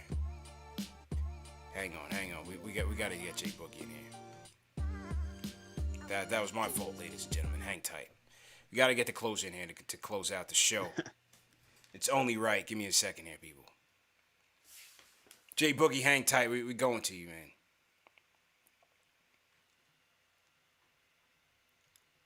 I had signed out of the switchboard. We'll get back in, man. J-Boogie's on. Can't say no to that. To hear important instructions, press 2. All right. Since it appears you're calling back into a live show, All right, we are here we reconnecting now. go. The closer, J-Boogie from North Carolina. J-Boogie, what's good, bro? Salute. 3 capital S's. I see I got my favorite guy up in here, the young Franco Harris, man. Salute to you, man. Good seeing you, know what I'm saying? What up, J It's been a minute Boogie? since I seen you aboard, man. You've been hanging out somewhere during the off season. It's the on season, man. We need you always putting in that work. Chip, what's good with you, man? I see you up there, man, making your debut. You dropping a lot of jewels. I need one of them chains so I can put it on my neck and let it dangle, man. And shout out to the GM, man. You CP, my man, you know what I'm saying? A great man that is right there. And Super Day, the board, man. Y'all know what it is. Get them thumbs up. Get them like buttons up, man. Salute. 3 capital S. Before I go any further real quick, you know what I'm saying? I want to send a special, you know what I'm saying, point to the air, to the heavens, you know what I'm saying? Rest in peace to my man, Biz Markie. For those that don't know, appreciate Biz Markie. I'm going to tell you what Biz Mark is. Biz Mark was to the rap game what Muhammad Ali was to the boxing game, what Jim Brown was to the football game, what Michael Jordan was to the NBA, what Denzel is to the movie theater, you know what I'm saying? Straight like that, man. So you got to respect, salute that, man. Shout out to, you know what I'm saying, the animal, the rhyme animal, Chuck D. Love to all y'all. Shout out to CK2K. Shout out to Ashley, you know what I'm saying? Shout out to everybody in the chat real quick. I'm not gonna hold anybody up. But what's wrong? Why ain't nobody talking about Luka no more? You know what I'm saying? He don't, slid off to the side, man. What I see with that guy's looking for a position to be in. That guy wants his own team. Because where he playing at with them guys he playing with over there, that's not his team. So, he just playing his role. Watch out for Luka. I like his on-the-ball defense and all that. Yeah. Don't keep sleeping on him, you know what I'm saying? But besides that, I want to stick to the course. Stick to the strip. Stick to, you know what I'm saying, what's been working, man. Keep getting these young guys and building. And number 19, 21, and 32, I'm going to give you my draft order just like that because I'm down here in Raleigh, North Carolina, and I know what that boy Trey Murphy is down here doing in the St. All Summer League. He's tearing the courts up. So I like Trey Murphy. And then go ahead and give me that boy, man. And with that 32nd pick, I'm going to go get another big man. Give me that boy Jericho Sims. That's three young characters that can go with this team. Now take a look at what you got. You know what I'm saying? You got Quickly. You got RJ. You got Obi. You got Jericho. You got Murphy. You got Trey Mann. Am I missing a couple of other young boys? Anyway, those guys right there, that's a young course for years and years and years and years and years to come. I don't hit every position it is on the floor for all 5 of them guys right there, and let that big time crop come in 2023.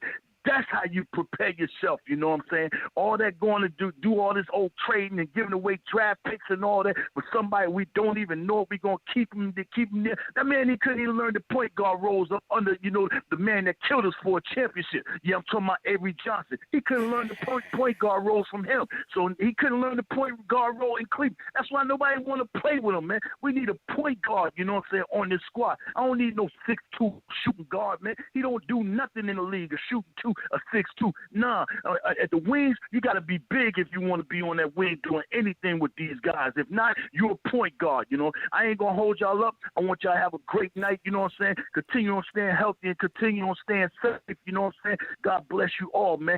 Peace to everybody that's watching and hanging on to the show. 2 fingers stuck together. Peace. J-Boogie had to jump back on the line and make sure that he closed the show. I didn't even see him on the switchboard. Salute to Dave for giving me a reminder. Super producer Dave, as J-Boogie calls him. Appreciate it, Dave. I didn't even see you on there, J-Boogie, man. Appreciate the call. Appreciate the love. So J-Boogie says he's going Murphy, he's going Mann, and he's going Jericho Sims at the 5. I am curious to see if they do try to go get a backup 5, because you just don't know what the mid situation is going to be. I don't think they spend money on Nerlens Noel. He gave us a great year. He held it down, no doubt about it. I don't think they go there. So it's going to be interesting to see who they bring in as a backup 5. I don't know. Maybe JaVale McGee or something. Dwight Howard. Who knows, man? Who knows? Who knows, man? All right, people. That was a great show. Let me get back my closing music, and then we'll close out with these guys once again. Thanks for the super chat, Smarty Jones. He says, "Go Knickerbockers." Rob Clark Jr. Thanks for the super chat. Rob Clark also says Devontae Graham should be a trade target. Had some hype, but was buried on the Charlotte bench. I think he could flourish in New York, and he's cheap. Fellas, quick thoughts on Devontae Graham. Quick thoughts, Chip. Oh man, you're asking the right guy. Do we need to table this for another day? But go ahead, Chip, because I'm a huge Devontae Graham fan, so Okay. I'll be writing about Devontae Graham for the site. Let's go. I love Devontae. Let's go. Next piece coming up on KnicksFanTV.com. Yeah, I love Devontae. Yeah, man. And once free agency kicks off, we'll bring these guys back on. We'll talk. We'll go through positions.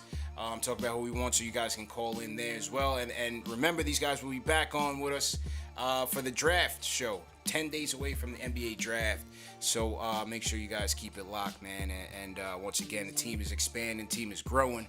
We're bringing some great minds, some passionate Knicks fans to the team. And so we're only going to get better and keep growing. So continue to support. And remember, if you guys work at the Apple Store, man, hit me up pronto. I need that info. Very important. Because I'm glad this thing took us to the end. But we're on our last legs here. So tune in Thursday, Derek Murray, basketball.com. And Babcock Hoops coming in for the draft Q&A. Chip, just let them know where they can find you on Twitter real quick, bro. I'm at ChipMurphy7 on Twitter, and it's Knicks State of Mind podcast. Knicks State of Mind podcast. Thanks for having me on, CP. This was great, man. Absolutely, man. Alex, go ahead and sign out, man. Let the people know where they can find you, bro. Always appreciate coming on, Chip, CP. Great talking with Knicks with you guys. Love it as always. And salute to the mods out there and Knicks Nation in general. All right. And you guys can find me over at Hoops Habit. You guys can find me over at KnicksFanTV.com. We got some great content coming through at that website. So please make sure to go check it out. Top of that, you can go find the podcast, Knicks Jets, etc. on all streaming platforms. Yes, sir. And DJs, man, will I be in Barclays for the draft? Nah, I'll be here for the draft, man. It's a good time being at Barclays, but the only thing is you guys know I like to live stream from wherever I'm at. Barclays is like a concrete piece of junk. I mean, it's Barclays anyway. It's a piece of junk arena, but there's literally the Wi-Fi is terrible. So I don't want to do that again. I did it twice. Certain areas, yeah, you'll get good reception, but my Sweet Connect is no longer there, so you got to be downstairs with the people, and the Wi-Fi is just not good enough. So we'll be here with a good system, good Wi-Fi, and we'll have a great panel and a great time. So make sure you guys tune in for that. Remember, this show is brought to you by Manscaped, fellas. Go out there and go get that Lawnmower 4.0. Trust me, you won't regret it. And check out the Performance Package 4.0 as well, man. It's a great deal. Go to manscaped.com, enter promo code Knicks for 20% off plus free shipping. And also remember that this show is available in audio podcast format, all the major podcast platforms, Spotify, Apple Podcasts, Google Podcasts, Amazon Alexa, Stitcher, on the Knicks Fan TV. So we will see you guys Thursday. Derek Murray, basketballnews.com, NBA Draft.